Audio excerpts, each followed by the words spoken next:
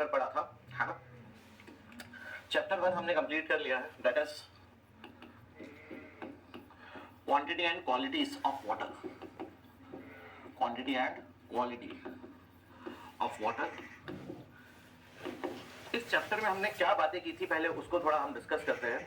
इस चैप्टर में, चैप्टर 1 में हमने ये जाना कि किसी शहर को जिसकी एक सर्टेन जनसंख्या है, अगर उसका वाटर सप्लाई स्कीम को डिजाइन किया जाए 30 साल के बाद की पॉपुलेशन को नजर में रखते हुए, तो टोटल कितना क्वांटिटी का पानी होगा। वो क्वांटिटी का पानी निकालने के लिए हमने पर कैपिटा डिमांड जाना, उसमें वेरिएशन जाना, 30 साल बाद की जनसंख्या निकालना सीखा और टोटल क्वांटिटी ऑफ वाटर हमने कैलकुलेट किया। साथ ही साथ उस पानी में क्या क्या क्वालिटीज होनी चाहिए, कैसी फिजिकल प्रॉपर्टीज होनी चाहिए, केमिकल प्रॉपर्टीज होनी चाहिए, बायोलॉजिकल प्रॉपर्टीज होनी चाहिए, कलर कितना होना चाहिए, ओडर कितना होना चाहिए, टेम्परेचर कितना होना चाहिए, टर्बिडिटी कितनी होनी चाहिए, solid concentration, dissolved solid concentration, sulphate कितना होना चाहिए, क्लोराइड कितना होना चाहिए, नाइट्रेट कितना होना चाहिए, एसिडिटी पीएच क्या होना चाहिए, हार्डनेस क्या होना चाहिए, अल्कैलिनिटी क्या होनी चाहिए, साथ ही साथ कॉलिफॉर्म इंडेक्स ई कोलाई का कितना काउंट होना चाहिए। ये सारी बातें हमने जानी, पानी में क्या क्या प्रॉपर्टीज होनी चाहिए। अब हमें पता चल गया है कि शहर के लिए इतना क्वांटिटी का पानी चाहिए जो हमें रिवर से इनटेक करना है, उठाना है, साथ ही साथ उसमें ये सारी क्वालिटीज होनी चाहिए इन परमिसिबल लिमिट्स के दायरों के अंदर। अब हमने जब पानी निकाला, हमने देखा कि पूरी प्रॉपर्टीज बिगड़ी हुई है, कलर खराब है, ओडर खराब है ना, टर्बिडिटी ज्यादा है, बैक्टीरिया काउंट बहुत हाई है, हार्डनेस ज्यादा है, काफी सारी चीजें हमने देखी। अब उसको परमिसिबल लिमिट के अंदर लाने के लिए as prescribed by IS code IS 10500/2012 drinking water का स्पेसिफिकेशन प्राप्त करने के लिए किस प्रकार का ट्रीटमेंट होना चाहिए, कैसे हम उसमें क्या क्या ट्रीटमेंट करें कि वो अपनी परमिसिबल लिमिट्स के अंदर उसकी सारी प्रॉपर्टीज आ जाए, वो हमें चैप्टर 2 में डिस्कस करना है दोस्तों। तो चैप्टर 2 क्या है? Water treatment plant. Water treatment काफी ज्यादा इंपॉर्टेंट यूनिट है ये आपका। इनफैक्ट जितने यूनिट्स है एनवायरमेंट में, सबसे important unit water treatment plant है। सबसे बड़ा यूनिट भी चैप्टर 1 और चैप्टर 2 दोनों ऑलमोस्ट सेम साइज के हैं। तो चैप्टर 2 जैसे ही खत्म होगा आपका आधा सब्जेक्ट खत्म हो चुका होगा। ठीक है भाई, चलिए वाटर ट्रीटमेंट चालू किया जाता है। अभी 2 दिन मेरी थोड़ी तबियत खराब रह गई थी, अभी मैं बेहतर हूं पहले के कंपैरिजन में। तो आज से हम वापस क्लास चालू करेंगे। वाटर ट्रीटमेंट प्लांट चालू करना है दोस्तों। चैप्टर 2 हेडिंग डालिएगा वाटर ट्रीटमेंट प्लांट। बहुत बढ़िया फ्रेंड्स, ट्रेन से लाइव देखो, बाहर भी देखते रहना। हाँ काजल, ठीक है पहले के कंपैरिजन में। पीएच तो किया है ना यार अपन ने, पीएच किया है अपन ने कंप्लीट। आपका मिस हो गया तो आप प्रीवियस लेक्चर जो वीडियो लेक्चर अपलोडेड है उनको देख लीजिए। ठीक हूँ Srinath, thank you for asking. Previous lecture के लिए मैं आज बोल भी दूंगा कि प्रीवियस लेक्चर अगर अपलोडेड नहीं है तो उनको किसी भी हाल में बहुत जल्दी अपलोड कर दें, है ना, एकदम आप निश्चिंत रहिए, हो जाएंगे। वाटर ट्रीटमेंट प्लांट चालू करना, सबसे पहले आता है flow chart. General flow chart की अगर बात करें, स्टेप बाय स्टेप हम पानी में क्या करते हैं उसके बारे में बात की जाए। सबसे पहले बात की जाती है general flow chart. General flow chart का में सबसे पहले हम इनटेक से पानी उठाते हैं। इनटेक स्ट्रक्चर से हमने पानी उठाया, इनटेक स्ट्रक्चर से पानी उठाकर हम सबसे पहले स्क्रीनिंग चेंबर में, बड़े गौर से मेरी बातों को सुनते जाइएगा, लिखना बाद में। सबसे पहले स्क्रीनिंग चेंबर में हम बल्की मैटर को स्क्रीन आउट करते हैं। सलाखों का इस्तेमाल करके हम ऐसे मैटर को अलग हटा देते हैं जिनका वॉल्यूम थोड़ा ज्यादा है। तो इनटेक स्ट्रक्चर से सबसे पहले पानी जाता है स्क्रीनिंग चेंबर में। स्क्रीनिंग चेंबर से स्क्रीनिंग चेंबर में हम बल्की मैटर जिसका वॉल्यूम ज्यादा है उनको रोक देते हैं। स्क्रीनिंग चेंबर के बाद पानी आगे बढ़ेगा एरेशन के लिए। एरेशन भी पानी में करने की आवश्यकता पड़ भी सकती है, नहीं भी पड़ सकती है। पानी में एरेशन करने की जरूरत, नदी के पानी में एरेशन करने की जरूरत पड़ भी सकती है, नहीं भी पड़ सकती है। वो डिपेंड करेगा पानी में डिसॉल्व्ड ऑक्सीजन की मात्रा कितनी है, वो डिपेंड करेगा पानी में फाउल ओडर कितना ज्यादा आ रहा है, वो डिपेंड करेगा पानी में आयरन और मैग्नीज कितना है। ये भी हो सकता है कि ट्रीटमेंट प्लांट में, किसमें, वाटर ट्रीटमेंट प्लांट में एरेशन की आवश्यकता ना पड़े। वेस्ट वाटर ट्रीटमेंट प्लांट में तो तय है एरेशन होना। बड़े गौर से मेरी बातों को सुनिएगा, है ना, थोड़ा सा इधर उधर में कहानी गड़बड़ हो जाती है। Waste water treatment plant, sewage treatment plant में तय होता है एरेशन। वाटर ट्रीटमेंट प्लांट में एरेशन होगा कि नहीं होगा वो कई सारे फैक्टर्स पे डिपेंड करेगा। पानी में ओडर कितना ज्यादा आ रहा है ना, पानी में ऑर्गेनिक मैटर कितना है, पानी में डिसॉल्व्ड ऑक्सीजन कितना है, आयरन मैग्नीज कितना है। अगर ये वाले पैरामीटर्स खराब होंगे तो एरेशन होगा, ये वाले पैरामीटर्स सही होंगे नदी के पानी में तो एरेशन करने की आवश्यकता नहीं होगी। चलिए मान लेते हैं हमारे ट्रीटमेंट प्लांट का पानी खराब है, एरेशन करना पड़ रहा है। इसके बाद आता है प्राइमरी सेडिमेंटेशन टैंक। पानी को हम प्राइमरी सेडिमेंटेशन टैंक से गुजराते हैं। प्राइमरी सेडिमेंटेशन टैंक में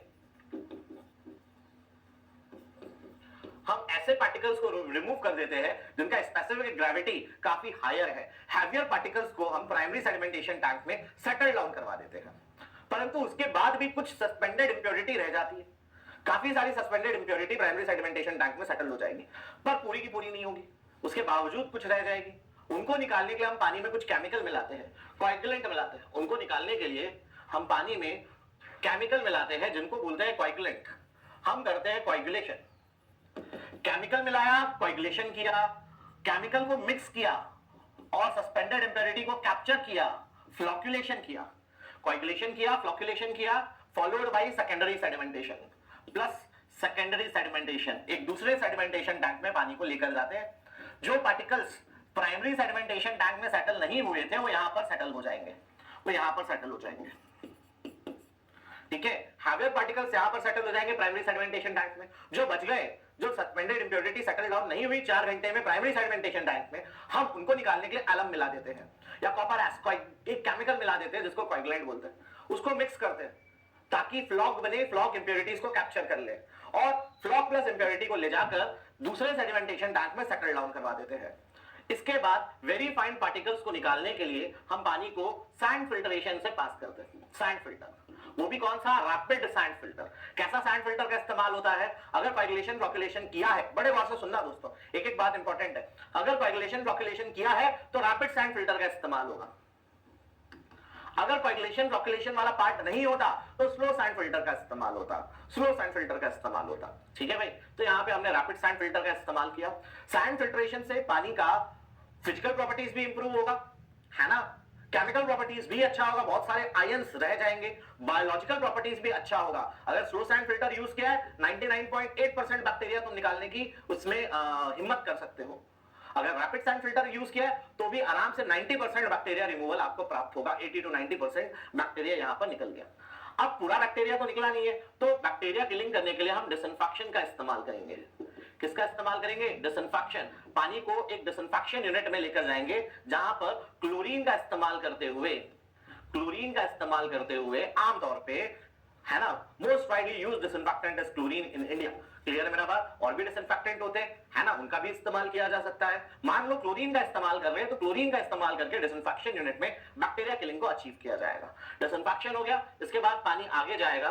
पानी में हार्डनेस नहीं रिमूव हुई है, पानी की अभी तक हमने हार्डनेस नहीं रिमूव की है, तो हम सॉफ्टनिंग का इस्तेमाल करेंगे, वाटर सॉफ्टनिंग करेंगे।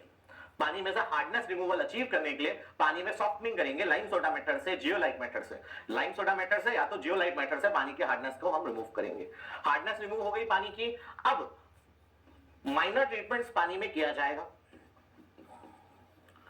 माइनर ट्रीटमेंट्स पानी में दिया जाएगा। अगर पानी में फ्लोराइड ज्यादा है, डिफ्लोरिडेशन करने की नौबत होगी। अगर क्लोरीन ज्यादा हो गया, डिक्लोरीनेशन करने की नौबत आएगी। क्लियर है मेरा बात? आयरन मैंगनीज ज्यादा है, एरेशन नहीं किया था तो यहां पे कर देंगे। ठीक है भाई, एक्टिवेटेड कार्बन का इस्तेमाल कर सकते हैं। जरूरी नहीं है माइनर ट्रीटमेंट देने की जरूरत पड़े, जरूरी नहीं है माइनर ट्रीटमेंट देने की जरूरत पड़े। अगर इसके बाद कुछ भी कमियां रहेगी तो माइनर ट्रीटमेंट के थ्रू उनको ठीक किया जाएगा और अंततः पानी पब्लिक को सप्लाई कर दिया जाएगा। फिर पानी पब्लिक को सप्लाई कर दिया जाएगा। वाटर ट्रीटमेंट प्लांट कहां से कहां तक है? वाटर ट्रीटमेंट प्लांट है दोस्तों यहां से यहां तक, यहां से यहां तक आपका वाटर ट्रीटमेंट प्लांट है, WTP। क्लियर है? ये कैसा फ्लो चार्ट है? ये जनरल फ्लो चार्ट है, ये जनरल फ्लो चार्ट है। अब एक एक चीज को अपन को बारी बारी से पढ़ना है दोस्तों, एक एक चीज को हमें बारी बारी से पढ़ना है। कोशिश है आज प्राइमरी सेडिमेंटेशन टैंक तक खत्म करें। ठीक है, स्पीड में नोट करिए। अगर Prince Kumar slow sand filter use करेंगे जो कि आगे आएगा तो माइल्ड डिसइंफेक्शन की जरूरत तब भी पड़ेगी, है ना, स्लाइट डिसइंफेक्शन करना पड़ेगा तो भी। सिमरन सिंह एक एक कर सब पढ़ेंगे, एरेशन भी आएगा। हाँ रवि रंजन कुमार, तबियत पहले से बेहतर है? नहीं भी नहीं, डिटेल में नहीं पढ़ा पाऊंगा दोस्त, मेरे को आदत नहीं है डिटेल में पढ़ाने की, मैं बहुत शॉर्ट में पढ़ा के खत्म कर देता हूं।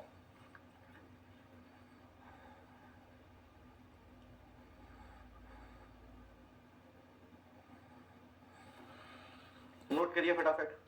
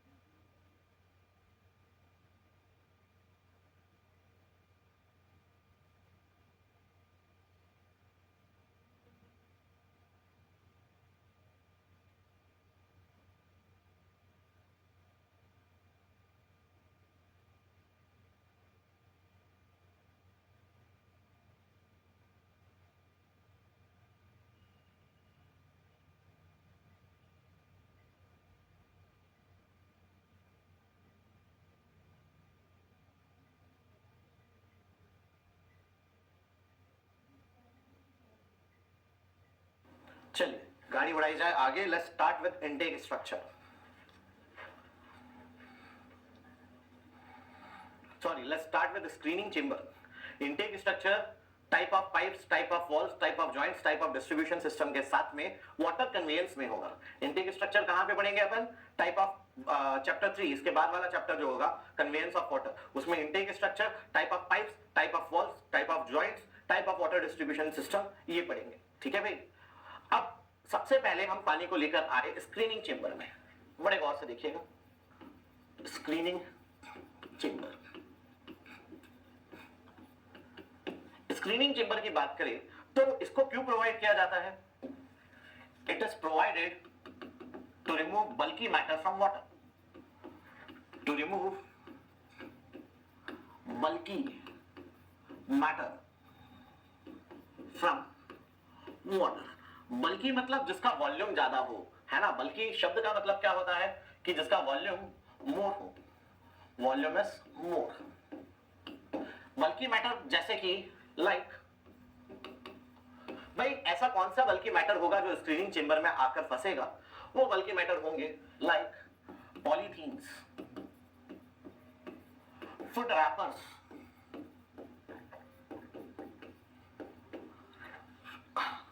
leaves, branches, planktons, algae, dead bodies,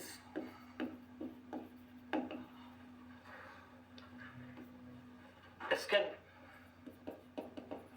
of insects, animals, etc. इस बात को समझने का कोशिश करिएगा। भाई ऐसा मैटर जिसका वॉल्यूम ज्यादा है उनको हम स्क्रीनिंग के थ्रू हटाने का कोशिश करते हैं, जैसे कि पॉलीथीन्स, प्लास्टिक बॉटल्स, फूड के रैपर, जो भी खाना खाया उसका रैपर है ना। गार्डन ट्रिमिंग्स, पेपर्स, प्लैंक्टन्स मतलब छोटे फूल पौधे, पत्तियां, ब्रांचेस, एल्गे मतलब काई, है ना। इसके अलावा स्नेक का स्किन आता है, डेड बॉडी आता है, छोटे इंसेक्ट्स का, है ना। उन सबको हम स्क्रीनिंग चेंबर में रिस्ट्रिक्ट कर देते हैं। स्क्रीनिंग चेंबर का बात करें तो इसमें हम दो प्रकार के आपके स्क्रीनिंग चेंबर, तीन प्रकार के आपके स्क्रीनिंग चेंबर हो सकते हैं दोस्तों। स्क्रीनिंग चेंबर का बात करें, तीन प्रकार के ये हो सकते हैं। Course screens, medium screens and fine screens. Course screens, medium screens and fine screens. बात करें कोर्स स्क्रीन का तो इसमें स्पेसिंग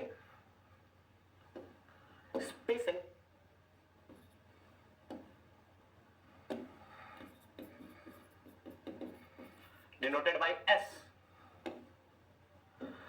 ग्रेटर देन 50 mm होती है। Generally 75 to 100 mm। दूसरी स्क्रीन होती है आपकी फाइन स्क्रीन, मीडियम स्क्रीन और फाइन स्क्रीन्स। मीडियम स्क्रीन से बात करें तो इसमें स्पेसिंग 10 to 50 mm हो सकती है ना। सॉरी, 6 to 50 mm हो सकती है। Generally 20 to 40 mm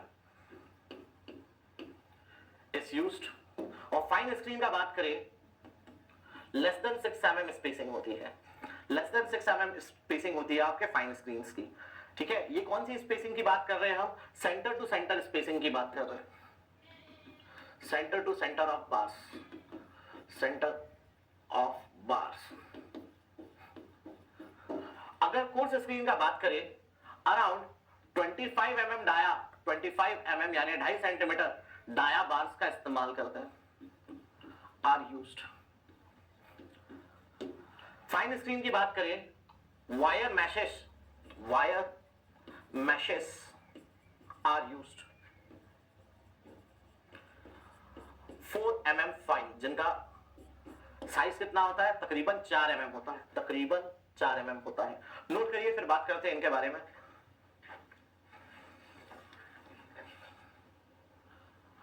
very good Sandeep.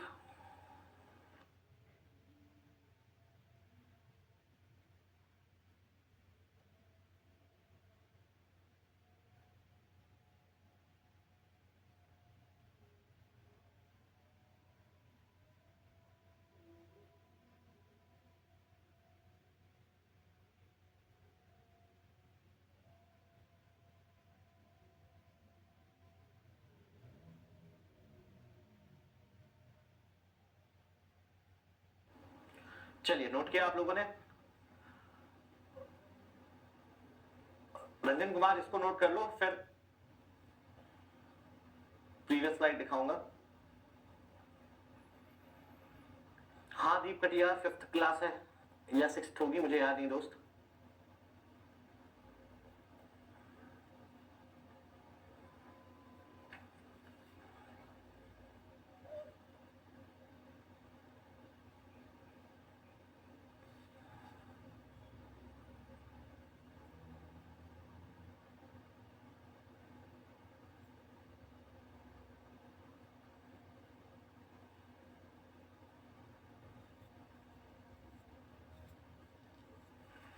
चल, रंजन कुमार स्पीड में नोट करना दोस्त।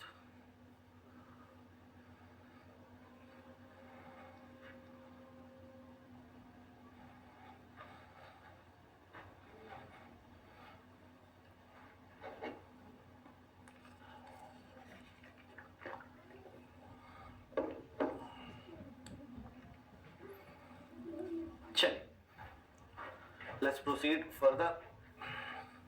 लेकिन भाई यहां पे एक कैच है,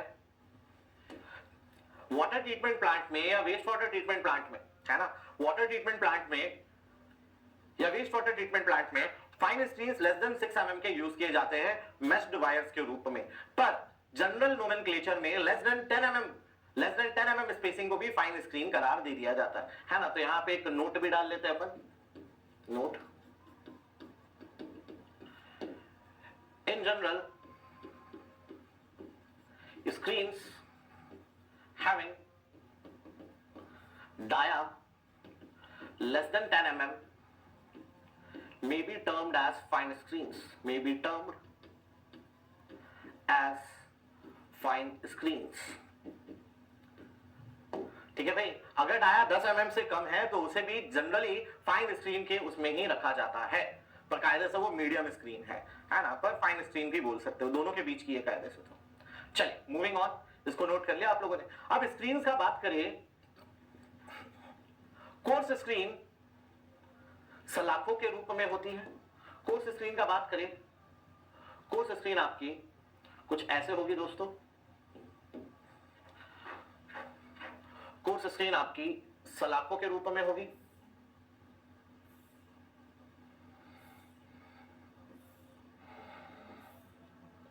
कोर्स स्क्रीन बिल्कुल भी ऐसे नहीं होगी, समझ रहे मेरी बात? कोर्स स्क्रीन में सिर्फ वर्टिकल रॉड्स होंगे, हॉरिजॉन्टल रॉड्स नहीं होंगे, सिर्फ वर्टिकल रॉड्स होंगे, हॉरिजॉन्टल रॉड्स नहीं होंगे। ये कहलाता है डाया ऑफ रॉड। पहला वाला को अपन बात करें तो पहला वाला दोस्तों कुछ ऐसा दिख रहा है, मान लीजिए।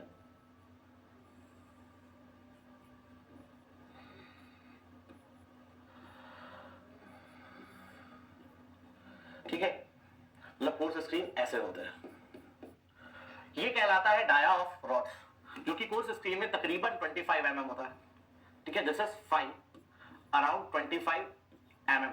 25 mm यानी 2.5 सेंटीमीटर। 2.5 सेंटीमीटर कितना होगा? आधी उंगली के आसपास। इतनी हो गया आपके कोर्स स्क्रीन के डाया, और ये कहलाती है centre to centre spacing. This is centre to centre spacing, एस। ठीक है, ये सेंटर टू सेंटर स्पेसिंग है। मीडियम स्क्रीन भी ऐसे ही होती है, मीडियम स्क्रीन भी ऐसे ही होती है। वर्टिकल रॉड्स नहीं होते, हॉरिजॉन्टल रॉड्स नहीं होते। परंतु फाइन स्क्रीन की बात करिए, फाइन स्क्रीन में मैशेस होते हैं। फाइन स्क्रीन में मैशेस होते हैं, वर्टिकल हॉरिजॉन्टल दोनों होता है। वर्टिकल भी होता है, हॉरिजॉन्टल भी होता है। मेश्ड वायर्स होते हैं। ठीक है भाई, ये क्या होते हैं? आपके मेश्ड वायर्स होते हैं। मैशिंग होती है। मैशिंग यानी जालीदार, मैशिंग यानी जालीदार।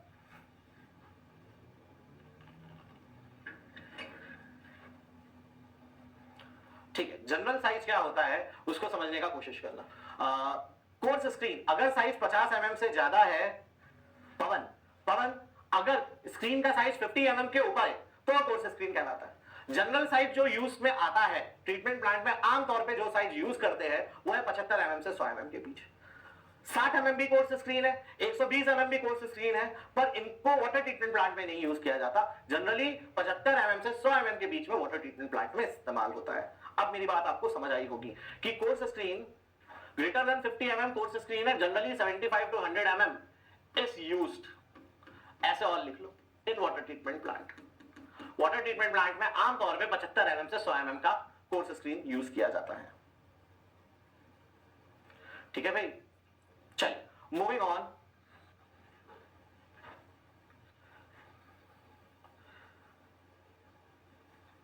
स्क्रीन्स का बात करिए, screens are kept inclined, screens are kept inclined at screening chamber, at screening chambers to prevent screening chambers for to reduce eddies, continuous blockage, to reduce head loss,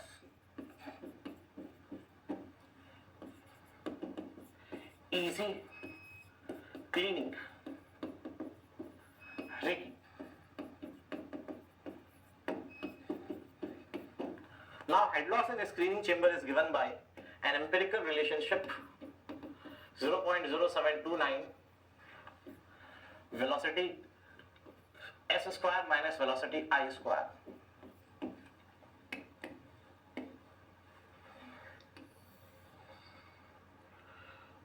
Head loss in meters.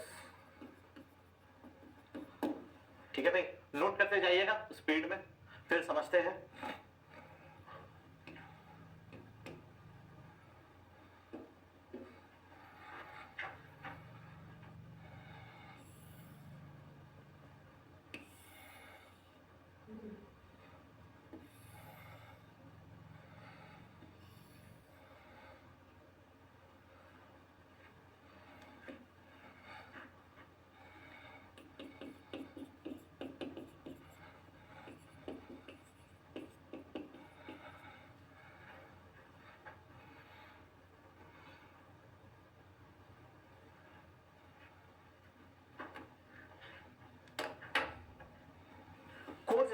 Course screen में लिखा था 25 mm coarse screen में use होता है।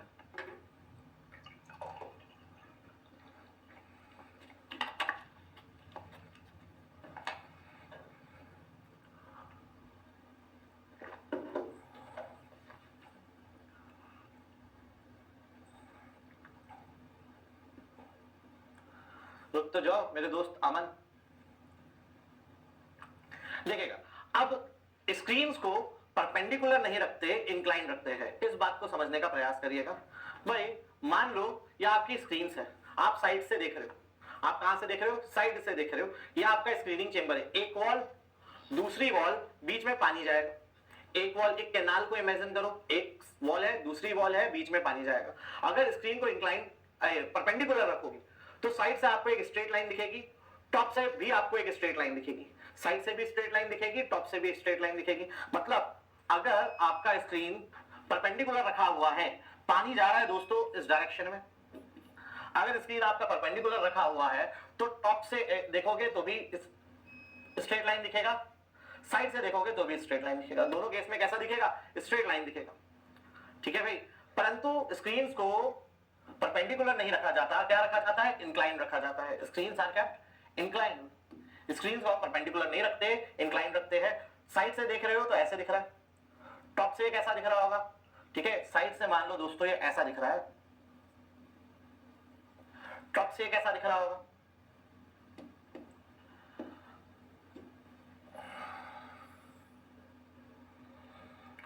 Top से it might be looking somewhat like this.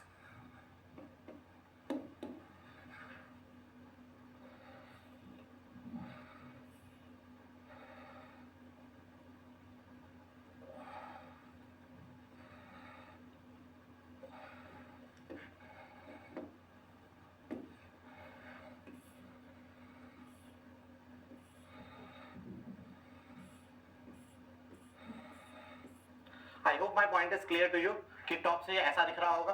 भाई side से inclined है, समझना। अगर स्क्रीन का बात करें परपेंडिकुलर है तो साइड से भी लाइन दिख रही होगी, टॉप से भी, ऊपर से भी एक लाइन दिख रही होगी। परंतु स्क्रीन आपकी इंक्लाइंड है तो साइड से तो अभी भी, यहां से देखेंगे तो अभी भी लाइन दिखेगी, साइड व्यू में अभी भी लाइन दिखेगी, परंतु टॉप व्यू में देखोगे, टॉप व्यू में देखोगे तो ऐसे आपको सलाखे दिख रहे होंगे। क्लियर है मेरा बात? ये angle of inclination, this angle of inclination is around 30 degrees. This 60 degrees. This inclination is around 60 degrees. Although an inclination of 40 degree to 70 degree may be made. Generally ये इंक्लिनेशन 60 डिग्री का होता है, 40 से 70 के बीच भी हो सकता है, 40 से 70 के बीच भी हो सकता है। क्लियर है मेरा बात? ठीक है।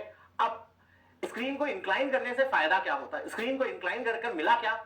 पहले रेकिंग करना, क्लीनिंग करना इजी है। रेकिंग क्या होता है इसको समझने का कोशिश करते हैं। भाई रेकिंग ऑफ स्क्रीन से क्या समझते हैं, पहले तो उसको बात करते हैं। ये आपकी एक इंक्लाइंड स्क्रीन है, इंक्लाइंड स्क्रीन है, ये एक सर्टेन एंगल में इंक्लाइंड है, मान लीजिए इस एंगल में इंक्लाइंड है। तो रेकिंग कैसे हो रही होगी इसमें रेकिंग हो रही होगी दोस्तों एक रेक मैकेनिज्म के थ्रू, एक रेक मैकेनिज्म के थ्रू जो इसको क्लीन कर रहा होगा। क्या कर रहा होगा? क्लीन कर रहा होगा।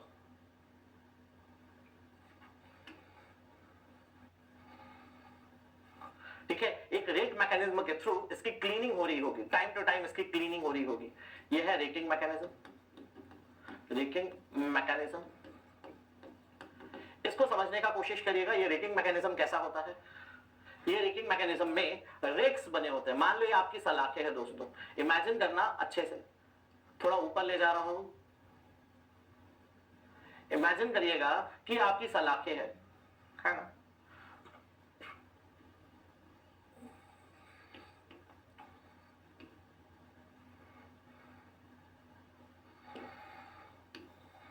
ये आपकी सलाखें हैं मान लीजिए।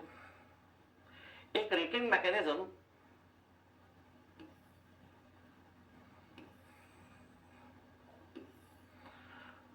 कुछ ऐसा होगा, एक रेकिंग मैकेनिज्म कुछ ऐसा होगा।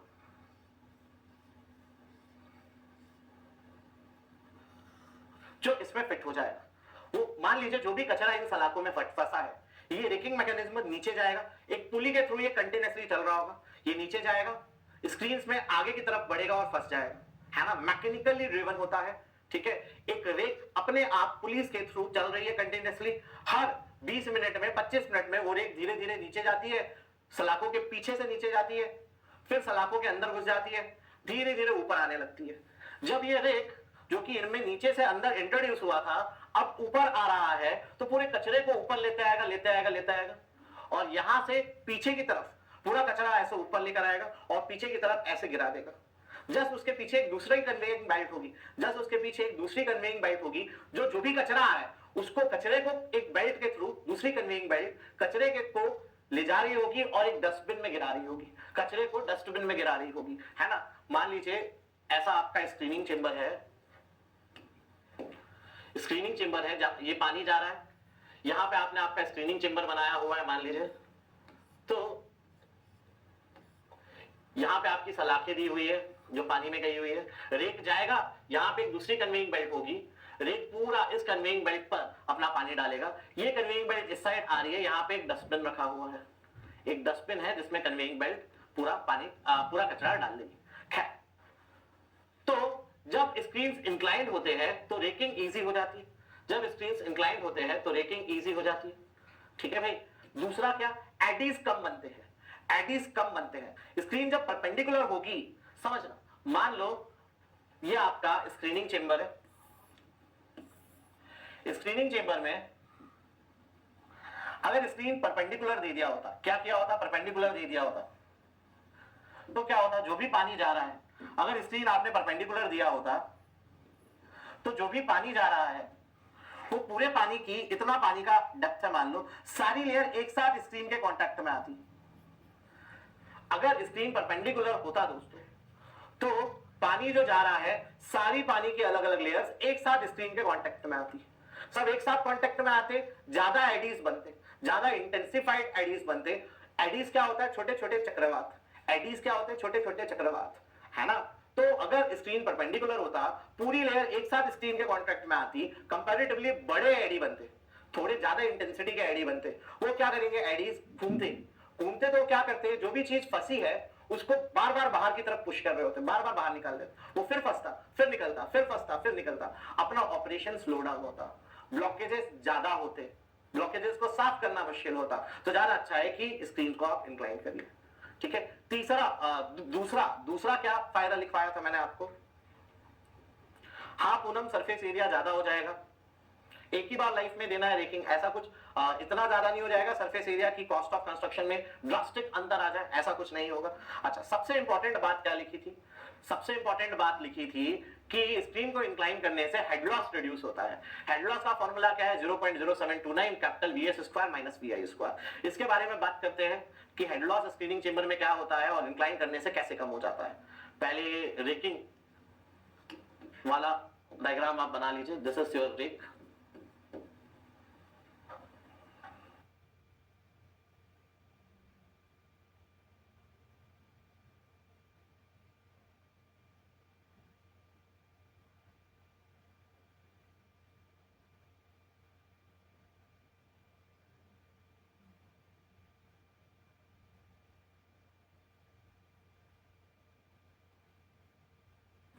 संदीप मैनुअल अब ऑब्सोलीट होने लग गई है, मैनुअल स्क्रीन बिल्कुल यूज कर सकते हैं, उनको टाइम टू टाइम क्लीन करना ज्यादा मुश्किल होता है।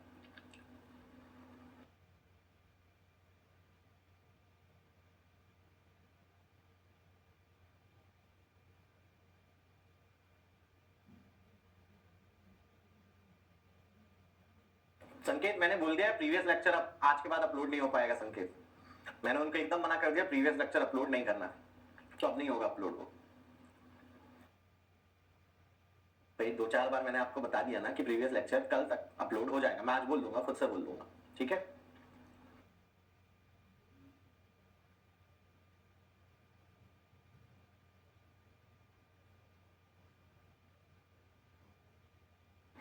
चलिए गाड़ी बढ़ाते हैं आगे, अब हेड लॉस समझने का कोशिश करते हैं। Now will try to understand head loss.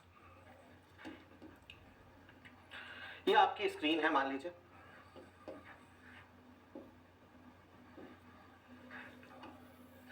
ये आपकी स्क्रीन है, इस स्क्रीन में अगर हम स्क्रीनिंग चेंबर में स्क्रीन को परपेंडिकुलर रखेंगे तो ज्यादा हेड लॉस होगा, स्क्रीन को हम इंक्लाइन कर देते हैं तो हेड लॉस कम हो जाता है। तो पहली बात तो करें कि हेड लॉस क्या होता है, हेड लॉस क्या होता है पहले तो उसके बारे में बात करें। भाई हेड लॉस होता है, समझने का कोशिश करना, मान लो ये स्क्रीन नहीं होती, मान लीजिए ये स्क्रीन नहीं होती, सिर्फ एक कैनाल में हम पानी बहा रहे होते, तो पानी की एक सर्टेन हाइट होती, पानी की एक सर्टेन हाइट होती, वो साइड में पानी जा रहा होता। पर जब हम इसमें स्क्रीन इंट्रोड्यूस करेंगे, जब हम इसमें स्क्रीन इंट्रोड्यूस कर देंगे तो क्या होगा, मान लीजिए हमने यहाँ पे स्क्रीन इंट्रोड्यूस कर दिया, जब हम यहाँ पे स्क्रीन इंट्रोड्यूस करेंगे दोस्तों तो पानी उठ जाएगा, पानी ऑब्स्ट्रक्शन आ गया करके पानी उठ जाएगा। क्लियर मेरा बात? This difference, this rise of water due to obstruction by screen is called as head loss.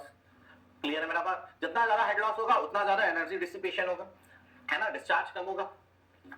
Head loss का फॉर्मूला क्या बताया? 0.0729 capital VS square minus VI square. VS क्या है? वीएस है velocity of water at screens, velocity of water at screens. VI क्या है? Inlet velocity of water in screening chamber, inlet velocity of water in screening chamber.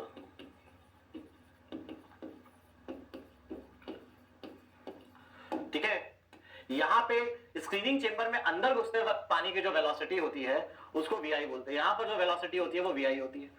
Screen से टकराते वक्त जो velocity होती है वो वीएस कहलाती है, velocity of water at screens. Screen पर वेलोसिटी और वीआई इनलेट वेलोसिटी। आमतौर पर inlet velocity generally inlet velocity of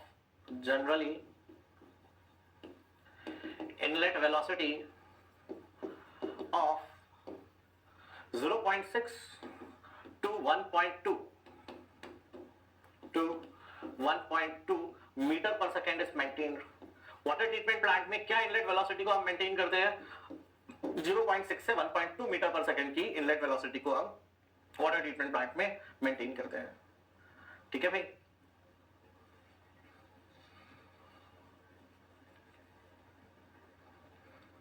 कौन सी वेलोसिटी ज्यादा होगी?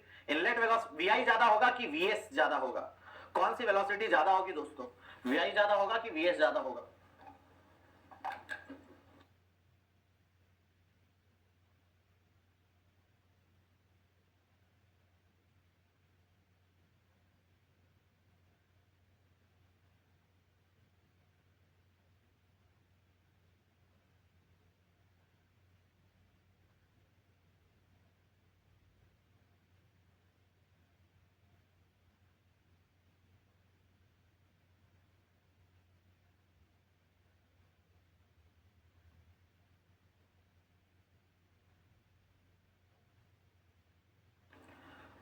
वीआई ज्यादा होगा। तनिष्का का बोलना है कि सर वीआई ज्यादा होगा। प्रेमदत्त का भी बोलना है ना भाई? सभी का यही बोलना है कि वेलोसिटी पहले ज्यादा होगी, है ना? पहले वेलोसिटी ज्यादा होगी, स्क्रीन से टकरा के एकदम से पानी की वेलोसिटी, पहले ये स्क्रीन है, पहले वेलोसिटी ज्यादा थी, स्क्रीन से टकरा के एकदम से वेलोसिटी कम हो जाएगी, है ना? ठीक है, तो आप लोगों के अनुसार इनफैक्ट सभी को लगता है कि वीआई ज्यादा होगा, है ना? एकदम गलत लगता है आप लोगों को। इंजीनियर की तरह अब अपन को सोचना चालू करना है दोस्तों, है ना? मान लीजिए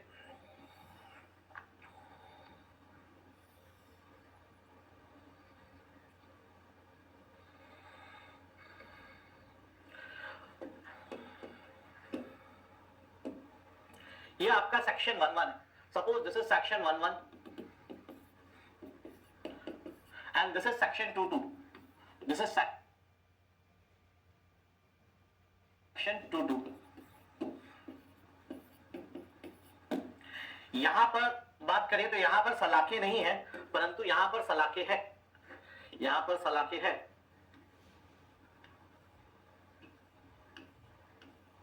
तो एरिया कहां पर ज्यादा है दोस्तों? कहां तुमको ज्यादा एरिया दिख रहा है? भाई यहां पर कोई सलाखे नहीं है तो यहां पर एरिया ज्यादा है और यहां पर एरिया कम है। कुछ एरिया सलाखों ने ले लिया, है ना? यहां एरिया ज्यादा है, यहां एरिया कम है, कुछ एरिया सलाखों ने ले लिया। यहां एरिया ज्यादा है तो वेलोसिटी कम होगा। मेरा ज्ञान ये बोलता है कंटिन्यूटी इक्वेशन के थ्रू कि यहां वेलोसिटी कम होगी और यहां पर वेलोसिटी ज्यादा होगी, वेलोसिटी विल बी हायर। तो भाई Vs बड़ा होगा Vi से, Vs बड़ा होगा Vi से। दूसरा यार कॉमन सेंस यहां से लगाते, हेड लॉस नेगेटिव थोड़ी ना हो जाएगा। हेड लॉस नेगेटिव होने का मतलब क्या हुआ? इस साइड का नहीं उस साइड का पानी उड़ जाएगा। हेड लॉस नेगेटिव होने का मतलब, हेड लॉस 0 मतलब पानी नहीं उठा, हेड लॉस नेगेटिव मतलब उस साइड का पानी उठा दोगे तुम तो, है ना? अगर Vs छोटा हो गया तो हेड लॉस नेगेटिव हो जाएगा, गड़बड़ हो जाएगी। जब हम स्क्रीन को इंक्लाइन करते हैं, बड़े गौर से देखना, किसी ने एक स्टूडेंट ने बोली थी कि सर हम इंक्लाइन करेंगे सरफेस एरिया बढ़ जाएगा। एकदम सही बोली थी, पर उसने बोला था कॉस्ट ऑफ कंस्ट्रक्शन को लेकर, अरे सर इसका एरिया भी तो बढ़ रहा है, नुकसान हो रहा है। नहीं, बड़ा नुकसान नहीं हो रहा। हाँ, पर इंक्लाइन करेंगे तो क्या होगा? ये बात सही थी कि इसको इंक्लाइन करेंगे तो सरफेस एरिया बढ़ जाएगा, इंक्लाइन करोगे एरिया बढ़ जाएगा, एरिया बढ़ेगा तो वेलोसिटी कम हो जाएगी, वीएस जितना कम हो जाएगा, वीएस और वीआई को हम स्क्रीन ऐसा डिजाइन करते हैं कि वीएस और वीआई ऑलमोस्ट बराबर हो जाए, कि हेड लॉस ऑलमोस्ट जीरो हो जाए। तो स्क्रीन को इंक्लाइन करते हैं, एरिया बढ़ता है, एरिया बढ़ता है, स्क्रीन पर एरिया बढ़ता है तो स्क्रीन पे वेलोसिटी कम हो जाती है, स्क्रीन पर वेलोसिटी यानी कि वीएस कम हो जाती है, वीएस कम होगा तो ये सब्सट्रैक्शन से आपको आंसर जीरो के आसपास लाने का प्रयास रहेगा। क्लियर है मेरा बात? चलिए नोट कर लीजिए, स्पीड में नोट करो, बहुत ज्यादा इंपॉर्टेंट नहीं है इसलिए स्पीड में नोट करिए।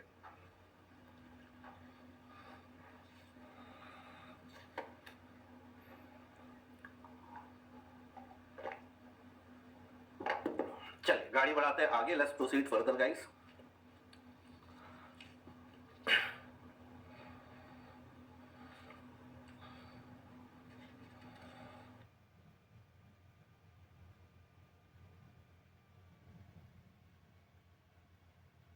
तो ये कहानी थी स्क्रीनिंग चेंबर की।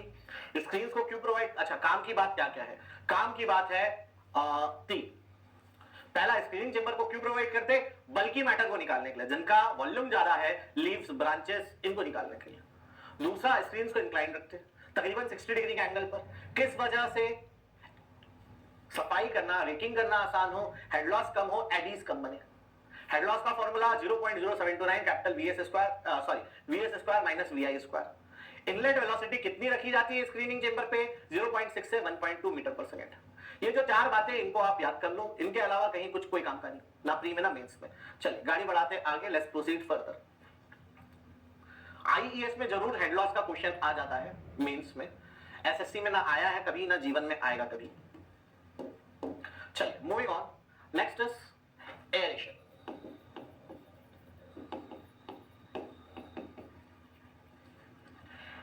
It is a process of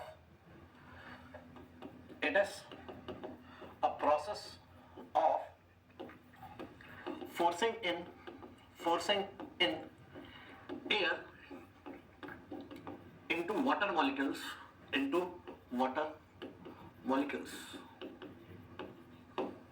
भाई दो वाटर मॉलिक्यूल्स के बीच में, ये एक वाटर मॉलिक्यूल है, ये दूसरा वाटर मॉलिक्यूल है, दो वाटर मॉलिक्यूल है दोस्तों।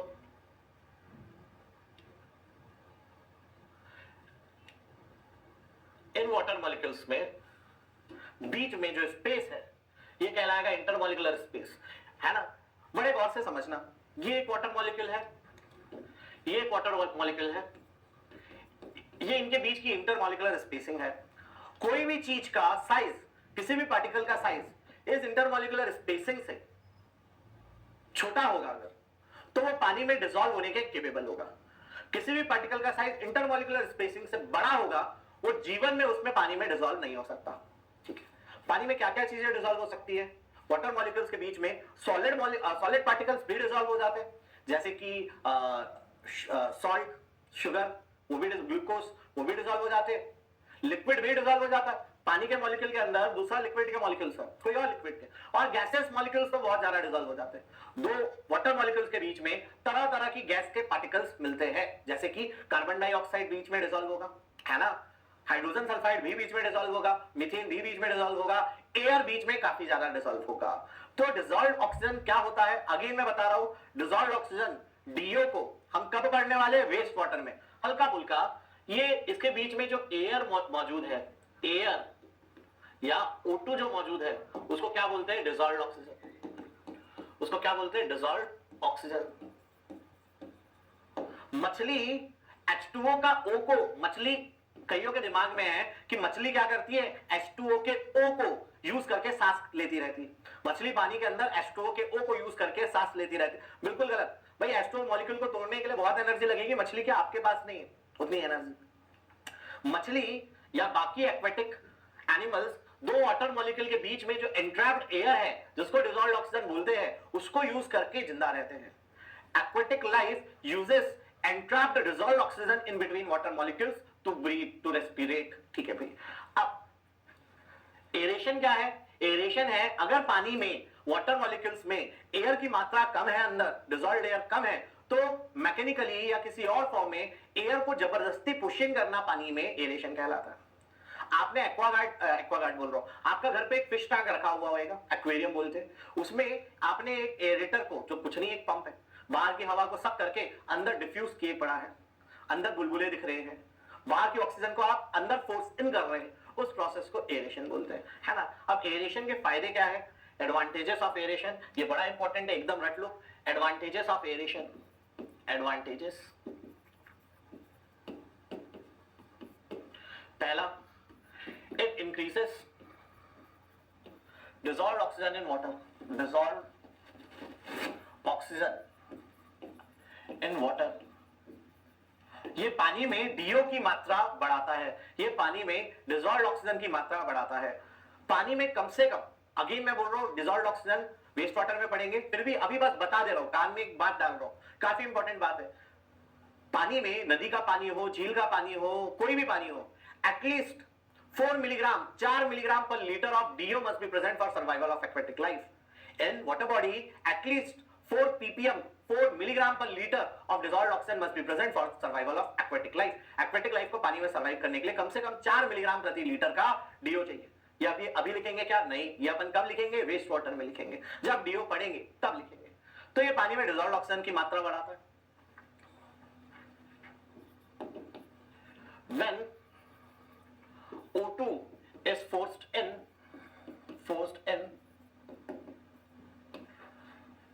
फाउल गैसेस, भाई कौन से गैस है जिनके कारण ओडर आता है, कौन सी ये गैसेस है जिनके कारण पानी में ओडर आता है, नाम बताओ भाई फटाफट, किन गैसेस के कारण पानी में ओडर आता है? H2S, rotten egg like smell, methane, CO2 are forced out or exit out. Therefore, it improves odor of water, odor in water. भाई पानी के दो मॉलिक्यूल के बीच में हाइड्रोजन सल्फाइड बैठा हुआ है, पानी के मॉलिक्यूल्स के बीच में हाइड्रोजन सल्फाइड बैठा हुआ है, ओडर आ रहा है, जिसके कारण जब हम ऑक्सीजन को जबरदस्ती अंदर डालेंगे, hydrogen sulphide, methane, carbon dioxide, ये फोर्स आउट हो जाएंगे। ऑक्सीजन को जबरदस्ती अंदर डालेंगे, ये जबरदस्ती धक्का खा के बाहर हो जाएंगे और वातावरण में, आसमान में विलीन हो जाएंगे। They will exit out in the atmosphere, henceforth odour will be improved, पानी में ओडर इंप्रूव होगा।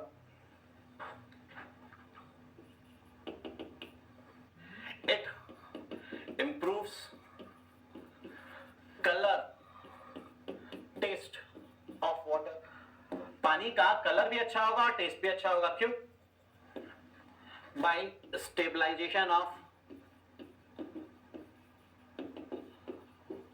केमिकल्स। ठीक है भाई, पानी में and reduction of organic matter. भाई ऑक्सीजन जब हम डालते हैं, है ना, तो दो बातें और होती है कि जो केमिकल्स होते हैं पानी के अंदर वो ऑक्सीडाइज हो जाते हैं। पानी के अंदर जो केमिकल है ऑक्सीजन से रिएक्ट करके स्टेबल फॉर्म में आ जाते हैं, कई गैसेस के रूप में कन्वर्ट हो जाते हैं और आसमान में विलीन हो जाती है। तो पानी का केमिकल प्रॉपर्टी अच्छा होता है, तो पानी का टेस्ट भी सुधरता है, पानी का कलर भी सुधरता है। साथ ही साथ पानी में जो ऑर्गेनिक मैटर है, पानी में ऑर्गेनिक मैटर कहां से आया? नदी का पानी में, झील का पानी में ऑर्गेनिक मैटर कहां से आया? एक तो डेड बॉडीज होगी एनिमल्स की, एल्गे होगा, प्लांट्स होंगे, उसके अलावा ह्यूमंस की एक्टिविटीज के कारण काफी ऑर्गेनिक मैटर पानी में आया होगा। ह्यूमंस ने इंडस्ट्री खोली है, उस इंडस्ट्री में जैसे Coca Cola effluent, Coca Cola का कोई ऐसा बॉटलिंग कंपनी है, कोका कोला या कोई भी बॉटलिंग कंपनी है, कोई पर्टिकुलर नहीं, any bottling company would have discharge its effluent inside the river body. उन्होंने अपना प्रोडक्ट के बाद, सफाई के बाद जो एफ्लुएंट हुआ होगा उसको रिवर बॉडी में डाला, तो इंडस्ट्रियल वाटर में चूंकि ऑर्गेनिक मैटर था, आपके नदी में ऑर्गेनिक मैटर है, इसके अलावा लोगों ने उसमें प्रसाद डाला, फेंका, पूजा की, बहुत सारा काम किया, तो ऑर्गेनिक मैटर पानी में था। जब हम ऑक्सीजन देते हैं तो हम समझेंगे वेस्ट वाटर में कि एरोबिक हेटेरोट्रॉपिक बैक्टीरिया, बड़े गौर से सुनना, अभी नहीं, वेस्ट वाटर में हम पढ़ेंगे कि ऑर्गेनिक मैटर को एरोबिक हेटेरोट्रॉपिक बैक्टीरिया डिकम्पोज करता है और खत्म करता है। अभी नहीं पढ़ेंगे, अभी सिर्फ सुना है। तो पानी में ऑर्गेनिक मैटर को ऑक्सीजन के कारण स्टेबलाइजेशन मिलता है, केमिकल्स को ऑक्सीजन के कारण स्टेबलाइजेशन मिलता है, तो पानी का कलर इंप्रूव होता है, पानी का ओडर इंप्रूव होता है, पानी का टेस्ट भी इंप्रूव होता है। ठीक है भाई, अगला बात, it decreases biochemical oxygen demand. It decreases BOD, biochemical oxygen demand.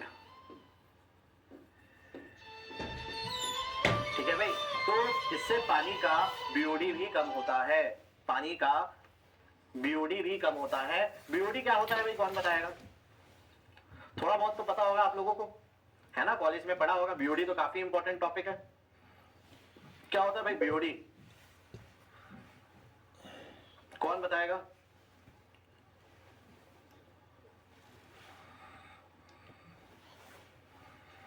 तो ऑक्सीजन डिप होता है, कहां पढ़ेंगे? वेस्ट वाटर डिमांड क्या हो, इसको सिर्फ अभी हाल फिलहाल लिखना। Removes iron and manganese from water and therefore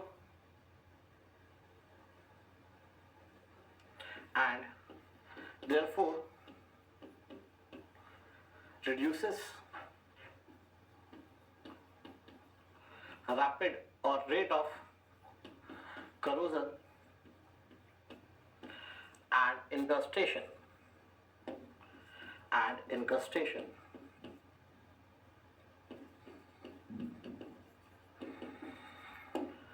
ठीक है भाई, नोट करिए। आखिरी वाले पॉइंट को हम वापस डिस्कस करेंगे, पहले नोट कर लो पूरा।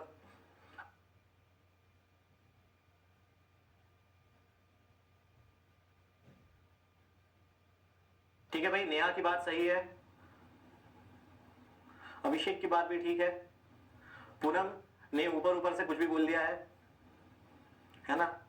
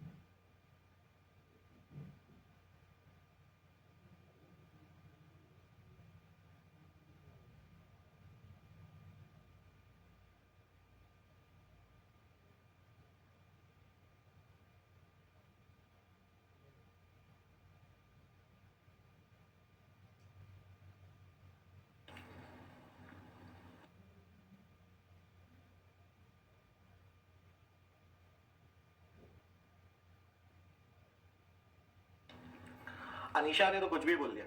The amount of DO to be dissolved by aerobic bacteria. बाप रे, एरोबिक बैक्टीरिया DO डिसॉल्व करता है? हाँ भाई, इतनी खतरनाक बात। चलिए बड़े बहुत से दिखेगा भाई, जब हम एरेशन करते हैं तो during aeration O2 reacts with iron and manganese and them into and convert them into oxides, which are solid precipitates.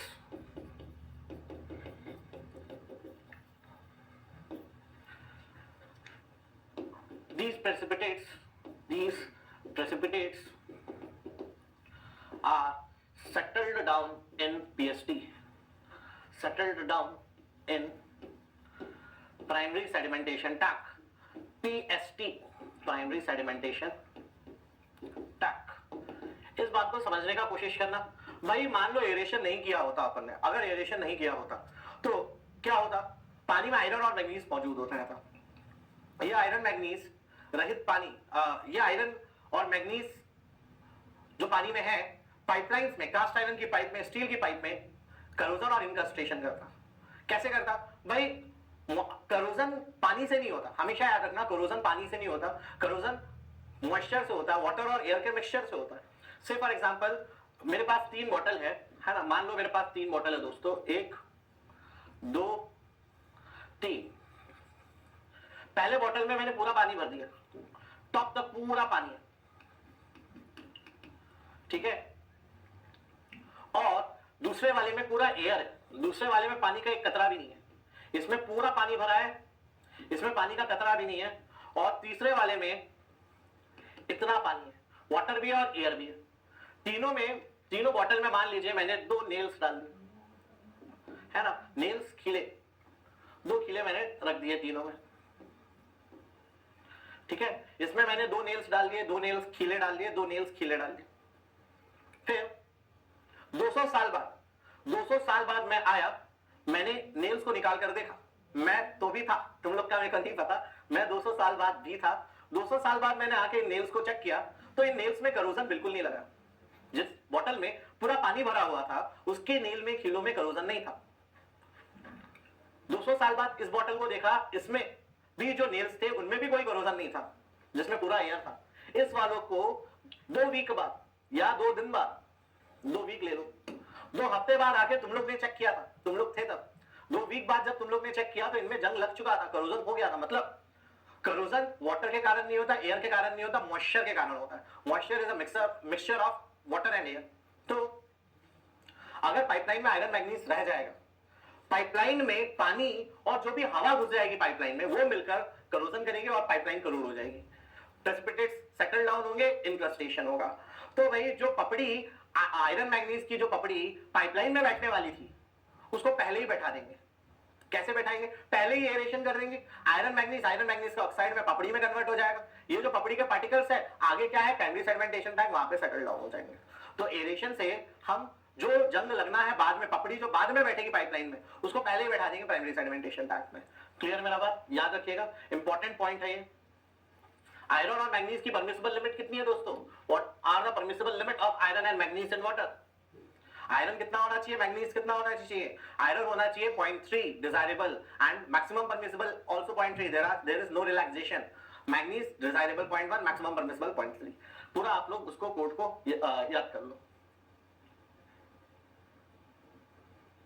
चलिए गाड़ी बढ़ाएंगे आगे। अब एरेशन कैसे कैसे प्रोवाइड कर सकते हैं उसके बारे में बात की जाए।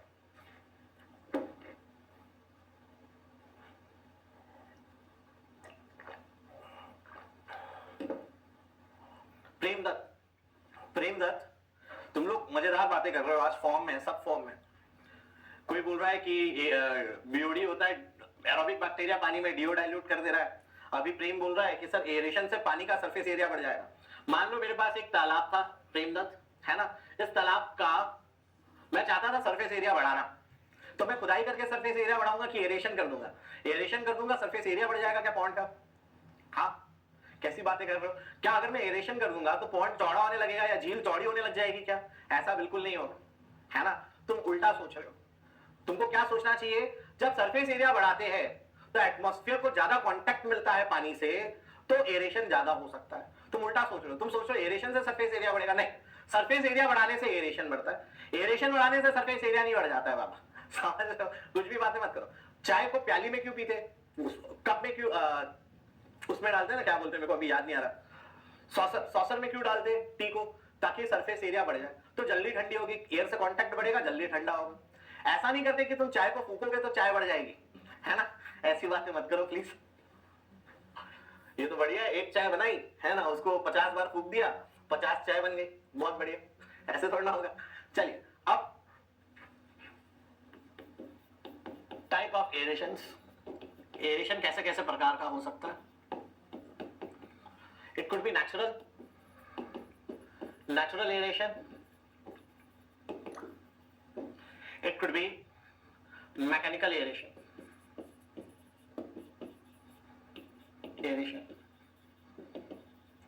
जिसको artificial aeration की बोलते हैं।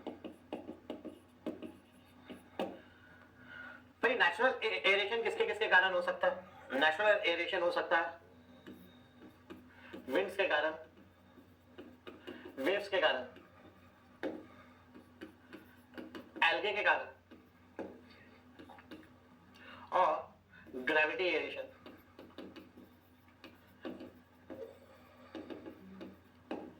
है ना? लिखते जाइएगा पैरेलल में, लास्ट में समझाऊंगा, पहले लिख लो। Due continuous movement of river and also due rises and falls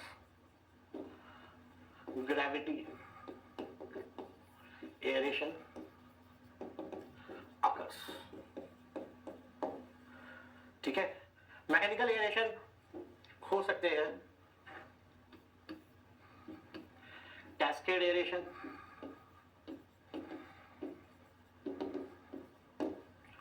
fountain और नोजल एयरेशन,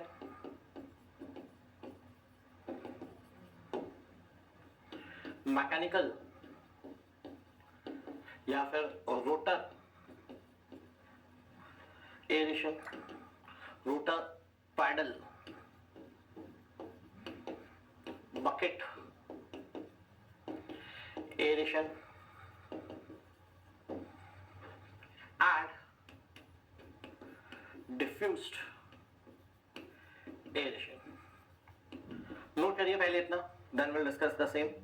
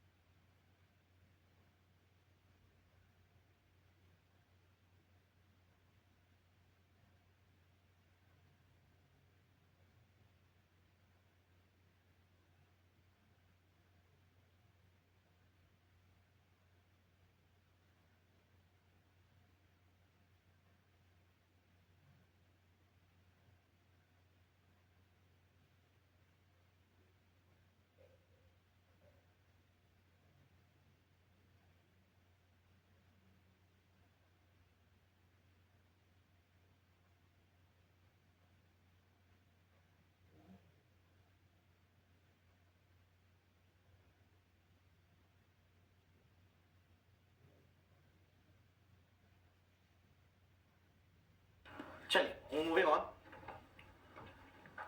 अब ऊपर वाली स्लाइड देखनी थी किसी को, वो देख ले पहले।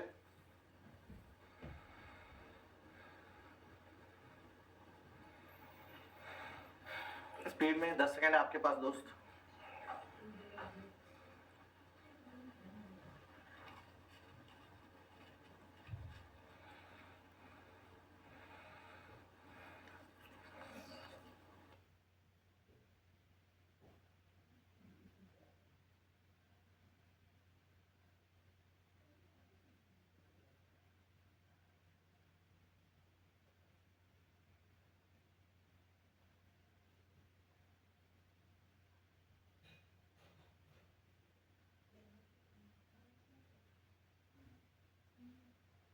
अब बारी बारी से एक एक को डिस्कस करते हैं दोस्तों। भाई एयरेशन नेचुरली भी हो सकता है और मैकेनिकली भी हो सकता है। नेचुरल एयरेशन किनके कारण होता है? हवाओं के कारण, है ना, वेव्स के कारण। वेव्स मतलब जो लहरें बन रही है उनके कारण भी। कंटिन्यूसली मान लो सरफेस बॉडी के ऊपर हवा चल रही है तो ऑक्सीजन थोड़ा थोड़ा अंदर डिफ्यूज होगा, ऑक्सीजन जो भी एटमॉस्फेयर का है वो कांटेक्ट में पानी के ऑक्सीजन अंदर डिफ्यूज होगा, एयरेशन होगा। लहरें चलेंगी, जब लहरें वेव्स लहर उठेगी वो ऐसे उठ के ऑक्सीजन को, कुछ ऑक्सीजन को इंट्रैप करते हुए नीचे गिरेगी, तो वेव्स भी एयरेशन करती है। एल्गे, एल्गे मतलब क्या? काई। एल्गे एक प्रकार का प्लांट है जो कि पानी में उगता है, पानी में रहता है। तो जितने भी प्लांट्स हैं एल्गे की तरह जो पानी में रहते हैं वो पानी में ऑक्सीजन डाल रहे होंगे, है ना भाई। ह्यूमंस क्या करते हैं? ह्यूमंस ऑक्सीजन को यूज करते, कार्बन डाइऑक्साइड निकालते। हम जो कार्बन डाइऑक्साइड निकालते, प्लांट उसको यूज करता, ऑक्सीजन निकालता, तो हमको ऑक्सीजन मिलता जाता। एक रिलेशनशिप है। हम ऑक्सीजन यूज करते हैं, CO2 निकालते हैं, वो CO2 यूज करते हैं, ऑक्सीजन निकालते हैं। तो वो जो ऑक्सीजन निकालते हैं वो नदी में या लेक में जाता रहता है, तो एल्गे भी एरेशन करता है। ग्रेविटी एरेशन क्या होता है? नदी में ग्रेविटी एरेशन होता है। नदी कंटिन्यूअसली मोशन में, कंटिन्यूअसली मोशन में है तो ऊपर से ऑक्सीजन को सक इन करती है, खींचती है। नदी कंटिन्यूअसली मोशन में है, ऊपर जा रही है, नीचे जा रही है, ऊपर जा रही है, नीचे जा रही है। नदी चट्टान से टकरा रही है, एक एक बूंद अलग अलग हो रही है, एटमॉस्फेयर से ऑक्सीजन लेकर नीचे गिर रही है। नदी झरने से नीचे गई, झरने से नीचे गिरी, एक एक बूंद एटमॉस्फेयर से ऑक्सीजन को एब्जॉर्ब करता हुआ नीचे गया। कंटिन्यूअसली ग्रेविटी एरेशन होता है नदी में, रिवर्स में। मैकेनिकल एरेशन कैसा हो सकता है? कैस्केड, फाउंटेन, मैकेनिकल रोटर, पैटर, बकेट या फिर डिफ्यूज्ड एरेशन। ये क्या होते हैं फटाफट देखा जाए। पहले देखते हैं कैस्केड एरेशन। कैस्केड एरेशन को काफी ज्यादा ट्रीटमेंट प्लांट्स में यूज किया जाता है। सबसे ज्यादा, हालांकि सबसे ज्यादा यूज किया जाता है डिफ्यूज्ड एरेशन में। Cascade aeration looks somewhat like this, guys.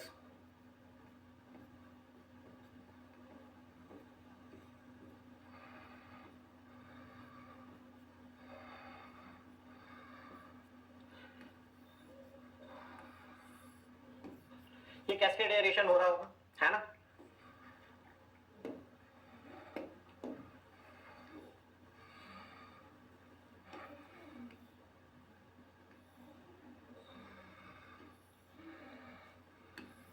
ऐसे कैस्केड एरेशन को स्टेप्ड एरेशन भी बोलते हैं। कैस्केड एरेशन को स्टेप्ड एरेशन भी बोलते हैं, also known as stepped aeration system. क्या होता है भाई, समझना।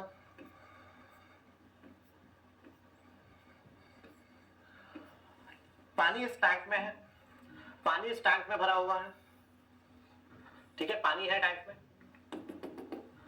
पानी को पंप के थ्रू ऊपर ले जाया जाता है, पानी को पंपिंग ऑपरेशन के थ्रू ऊपर ले जाते हैं, ठीक है। और यहां से पानी बाहर निकलता है, पंप के थ्रू पानी को ऊपर ले जाते हैं, यहां से पानी ऐसे निकलता है, इस पे गिरता है और वापस टैंक में आ जाता है। समझ रहे? मतलब पानी यहां से निकलकर चारों साइड फैलता है, फिर अगले स्टेप पे जाता है, फिर अगले स्टेप पे जाता है, फिर टैंक में आ जाता है। क्लियर मेरा बात? पानी निकल के कंटिन्यूअसली राइज एंड फॉल्स से जाता है, फिर ऊपर आता है, फिर राइज एंड फॉल्स से जाता है, कंटिन्यूअसली ऑक्सीजन उसके अंदर बढ़ता जाता है, ऑक्सीजन को कैप्चर करता जाता है। That is what you call cascade aeration. Fountain aeration बड़ा सिंपल है भाई। फाउंटेन एरेशन में भी एक टैंक है, suppose the tank is somewhat like this.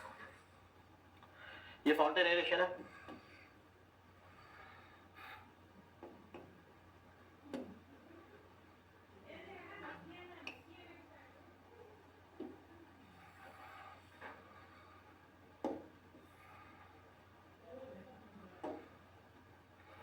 ये आपका वाटर बॉडी है, यहां से पानी को आप पंप कर ले जाएंगे ऊपर नोजल्स पे,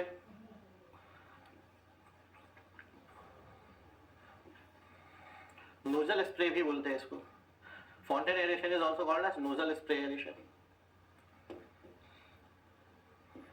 यहां पे आपके नोजल्स बने होंगे दोस्तों, इन नोजल से पानी निकल रहा होगा,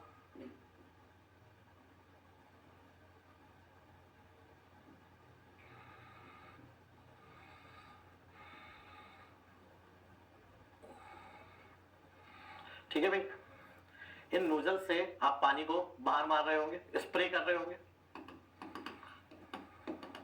पानी के एक एक बूंद नीचे गिरते हुए एटमॉस्फेयर से ऑक्सीजन को एब्जॉर्ब करते हुए नीचे आ रही होगी और एरेशन कर रही होगी।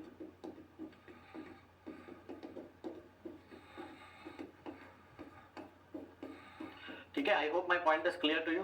भाई नोजल स्प्रे एरेशन में क्या हो रहा होगा, पानी एक टैंक में पानी को पाइप्स के थ्रू पंप करके ऊपर ले जाते होंगे, नोजल से उसको स्प्रे कर रहे होंगे, नोजल से उसको स्प्रे कर रहे होंगे। तो ये है आपका fountain aeration, fountain aeration also called as nozzle spray aeration, nozzle spray aeration, ठीक है।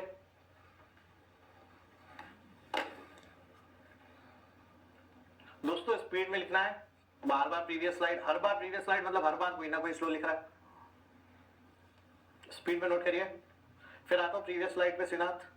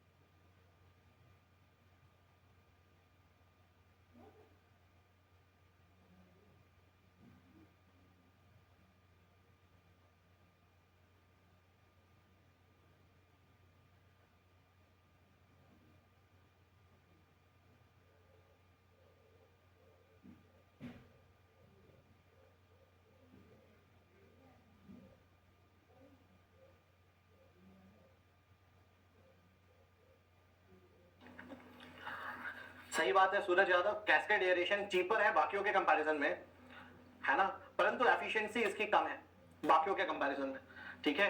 कैस्केड सबसे चीपर है पर कैस्केड सबसे लीस्ट एफिशिएंट भी है।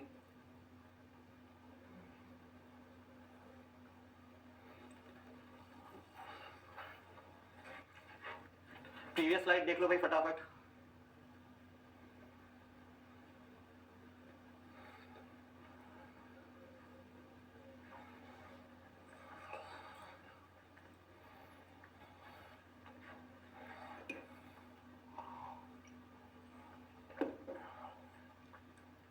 हाँ जी चलिए गाड़ी बढ़ा रहे हैं आगे, मूविंग ऑन। तो कैस्केड एरेशन देखा हमने, फाउंटेन एरेशन देखा हमने, मैकेनिकल एरेशन भी देखिए फटाफट। भाई मैकेनिकल एरेशन में आप रोटर्स का इस्तेमाल कर सकते हैं, पैडल्स का इस्तेमाल कर सकते हैं, है ना। मान लीजिए एक टैंक है, suppose you have a tank somewhat like this. इस टैंक में टैंक हो सकता है, चैनल हो सकती है, टैंक में आपने रोटर्स लगाए हुए, क्या लगाए हुए, रोटर्स लगाए हुए, बकेट शेप्ड रोटर्स लगाए हुए।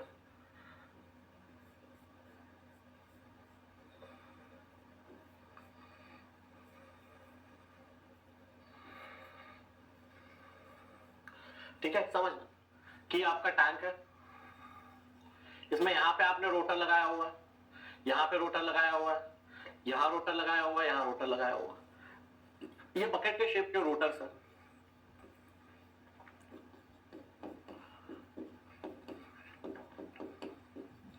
है ना। वेन डायमीटर कितना होता है, एक रोटर का वेन मतलब बकेट का डायमीटर तकरीबन 0.9 मीटर होता है। 0.9 मीटर सबसे स्टैंडर्ड यूज्ड वेन डायमीटर है रोटर्स में, जो वाटर ट्रीटमेंट प्लांट में यूज होता है कभी तो, है ना। तो 0.9 मीटर मतलब 1 मीटर से थोड़ा सा कम, 90 सेंटीमीटर, है ना, तकरीबन इतना होगा, ठीक है। तो इतना डायमीटर, ये आधा आसमान में है आधा पानी में है, ये आधा आसमान में है आधा पानी में। आसमान से ऑक्सीजन लेगा पानी में डाल देगा, आसमान से ऑक्सीजन लेगा एटमॉस्फेयर से, it will capture oxygen and will introduce inside water. तो कंटिन्यूअसली घूम रहा होगा, तो ऑक्सीजन लेकर ये पानी में अंदर इंट्रोड्यूस कर रहा है ना, ऑक्सीजन इंट्रोड्यूस कर रहा है पानी में, इंट्रोड्यूसेस O2, साथ ही साथ पानी में एक मोशन दे रहा है, साथ ही साथ पानी को मान लो घुमा रहा है। अगर टैंक है तो घूमेगा, अगर चैनल है तो चलेगा, मोशन होगा और ऑक्सीजन को वो सक इन करेगा। पानी अगर मोशन में होगा और ऊपर के एटमॉस्फेयर को अंदर सक करेगा। क्लियर मेरा बात। तो मैकेनिकल एयरेशन आप रोटर से दे सकते हैं, पैडल से दे सकते हैं, किसी और मीन से भी दे सकते हैं, है ना। ये क्या है, रोटर एयरेशन। किसी भी पैडल को या रोटर को यूज करते हुए, बकेट को यूज करते हुए आप एयरेशन दे रहे हैं तो मैकेनिकल एयरेशन है, ठीक है भाई। अब डिफ्यूज एयरेशन का बात करें तो कैसा होता है समझने का कोशिश करिएगा।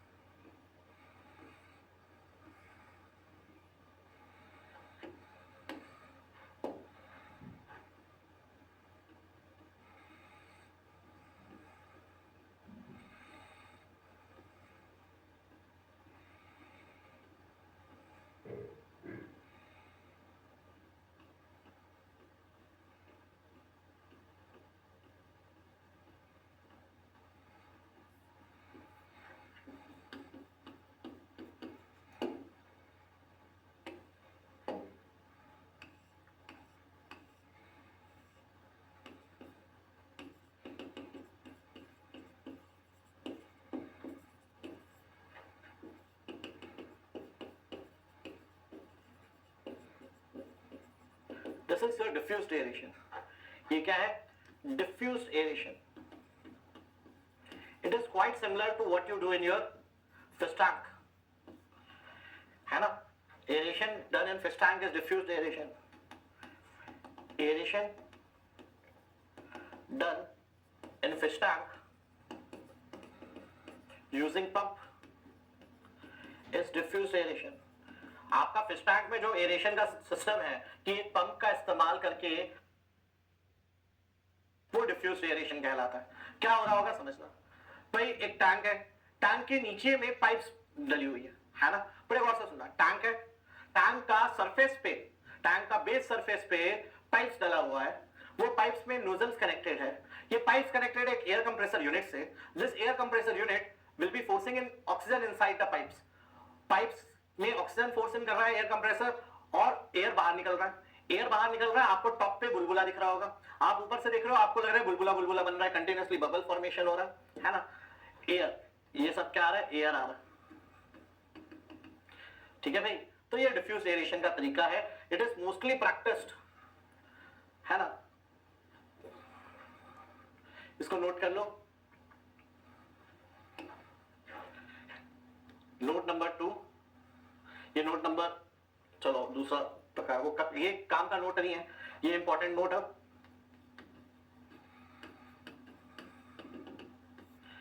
Cascade aeration is cheaper but not much effective. What? Not much effective.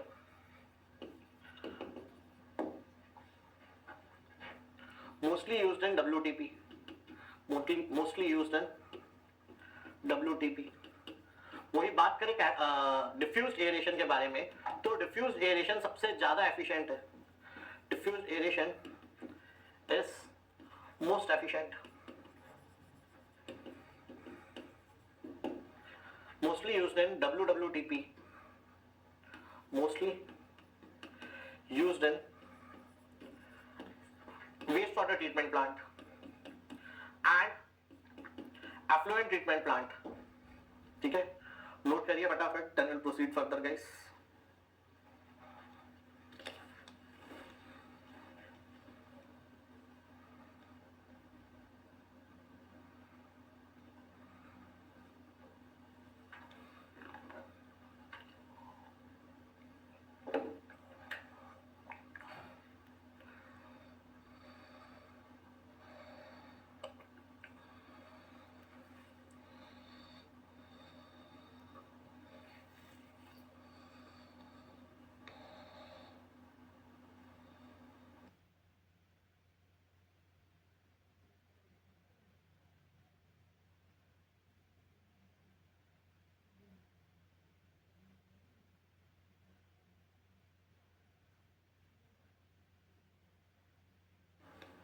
चलिए लेट्स प्रोसीड फर्दर। वही कैस्केड एरेशन सस्ता है परंतु कम इफेक्टिव है। वही डिफ्यूज एरेशन का बात करें, ये सबसे ज्यादा एफिशिएंट होता है वेस्ट वाटर ट्रीटमेंट प्लांट में और एफ्लुएंट ट्रीटमेंट प्लांट में इसका इस्तेमाल ज्यादा होता है। वेस्ट वाटर ट्रीटमेंट प्लांट में और एफ्लुएंट ट्रीटमेंट प्लांट में इसका इस्तेमाल ज्यादा होता है। ठीक है, waste water treatment plant WWTP and ETP effluent treatment plant. Effluent treatment plant आपका सिलेबस में नहीं है ना, ये मास्टर्स जो लोग एमटेक करते हैं उनका सिलेबस में होता है। जो बॉटलिंग कंपनीज है ना, इंडस्ट्रीज का जो ट्रीटमेंट प्लांट होता है उनको ETP बोला जाता है आमतौर पर जनरल नोमेनक्लेचर में।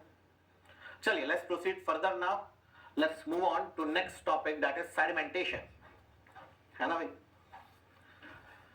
सेडिमेंटेशन, वही सेडिमेंटेशन को कैसे डिफाइन करेंगे? इट इज प्रोसेस ऑफ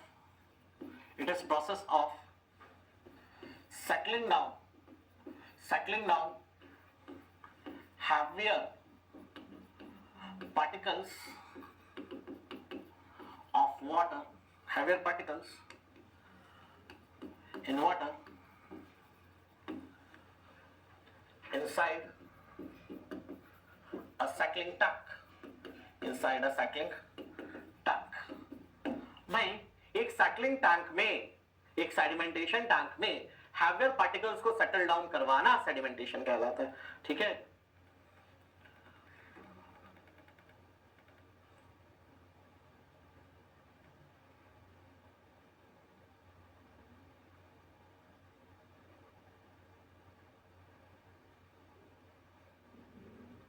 अमन बात करेंगे इसका जब डीओ पढ़ेंगे ना अमन, जब वेस्ट वाटर पढ़ेंगे तब इसके बारे में भी बात करेंगे कि ओशन के नीचे प्लांट कैसे उग जाता है जब ऑक्सीजन नहीं जा रहा था, सनलाइट नहीं जा रहा, ओशन के नीचे कैसे उन लोग जिंदा है, एक्वेटिक लाइफ। ठीक है, चलिए तो भाई सेडिमेंटेशन क्या है? हैवियर पार्टिकल्स को सेटलिंग टैंक में सेटल डाउन करवाना सेडिमेंटेशन कहलाता है। मान लीजिए आप कहीं पिकनिक मनाने के लिए गए हो, वहां पे आपको पानी को साफ करके पीना है।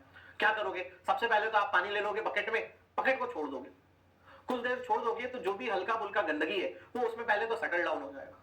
तो पहले तो आप उसमें सेडिमेंटेशन कर देते हो, है ना। और ज्यादा अच्छा क्या है, पहले आपने एक उसको कपड़ा लिया, एक कपड़ा ले लिया, आपने रुमाल ले लिया या कुछ, आपने पानी को स्क्रीन किया या फिल्टर किया बोलेंगे, है ना। फिर उसको सेटल होने दिया, जो सेटल हो गया उस ऊपर से पानी आपने निकाला, उसमें थोड़ा सा क्लोरीन डाला और पी लिया। बिल्कुल ऐसा पीना नहीं, ठीक है, ऐसा बिल्कुल पीना नहीं, वो अभी भी फिट नहीं हुआ है। ठीक है, बॉयल कर पाओ तो और अच्छा है। ठीक है, क्लोरीन डालो तो बहुत अच्छा है, पर फिर भी यार और कौन सा केमिकल है, पीछे कौन सी इंडस्ट्री थी, क्या ज्यादा है क्या कम है आपको पता नहीं है, तो do not practice that.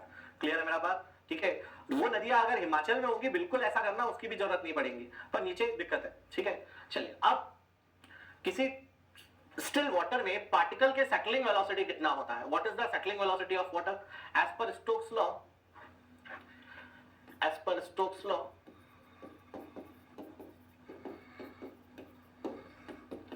settling velocity is given by this expression rho GD square G minus 1 upon 18 times of dynamic viscosity। ये आपका स्टोक्स लॉ है दोस्तों।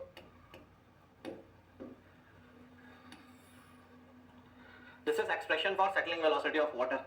Vs क्या है? settling velocity of particle, velocity of particle,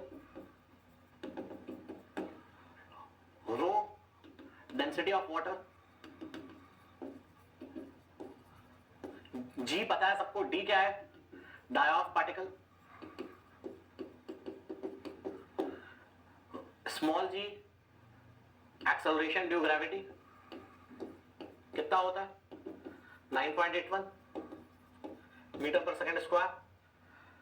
density of water कितना होता है? 1000 kg पर मीटर क्यूब।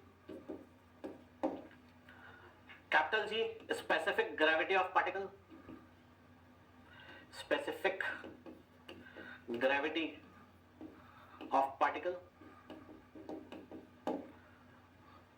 mu क्या है? dynamic viscosity, dynamic viscosity।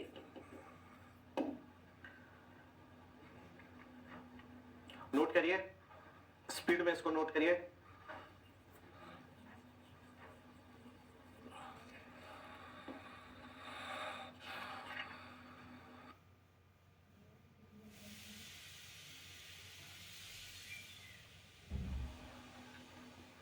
Stokes law is valid for particle of dia less than equal to 0.1.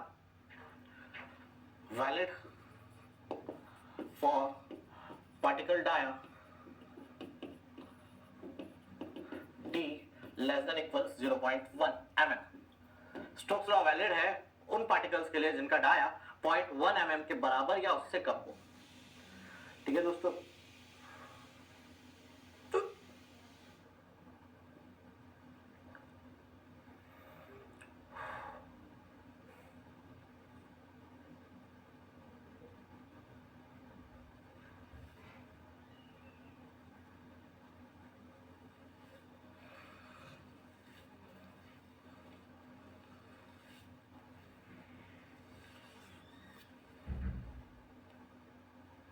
तो भाई बड़े गौर से देखिएगा, पानी में कोई भी पार्टिकल का सेटल डाउन होने का वेलोसिटी देता है स्टोक्स लॉ।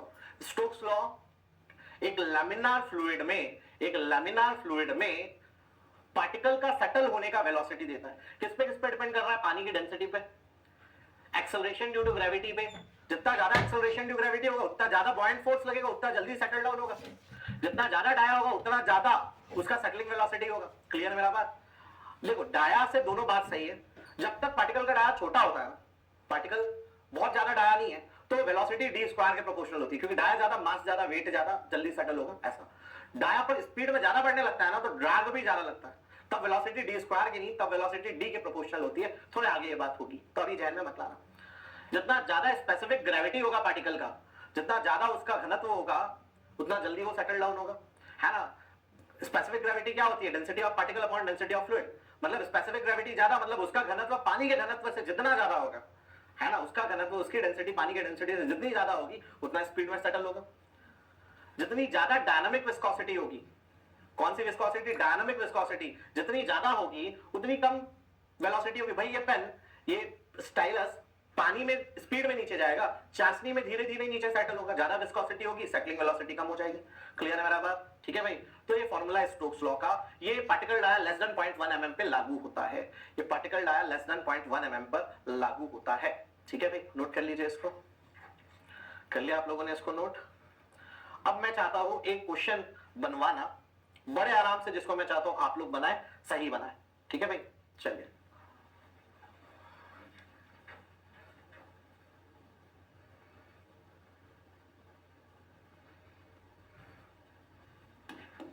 क्वेश्चन है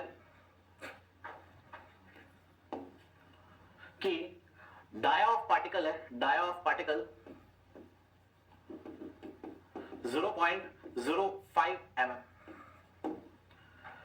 डेंसिटी ऑफ वाटर 1000 kg पर मीटर क्यूब। ठीक है, G 9.81, specific gravity of particle आपको दिया हुआ है 2.2, विस्कोसिटी दी है आपको, विस्कोसिटी ये आपको दिया है 10⁻³ न्यूटन सेकंड पर मीटर स्क्वायर। आपको सोचना है ये डायनामिक विस्कोसिटी है कि काइनेमेटिक विस्कोसिटी है। मुझको तो नहीं पता, आपको सोचना है कि ये डायनामिक है कि काइनेमेटिक है। Find settling velocity of particle, काफी इंपॉर्टेंट क्वेश्चन है। Find settling velocity of particle. Particle का आपको सेटलिंग वेलोसिटी निकालना है, बड़े आराम से निकालना है। ठीक है, बड़े आराम से निकालना है, कोई जल्दी नहीं करनी है, और सही जवाब निकालना है। ठीक है, साथ ही साथ दोस्त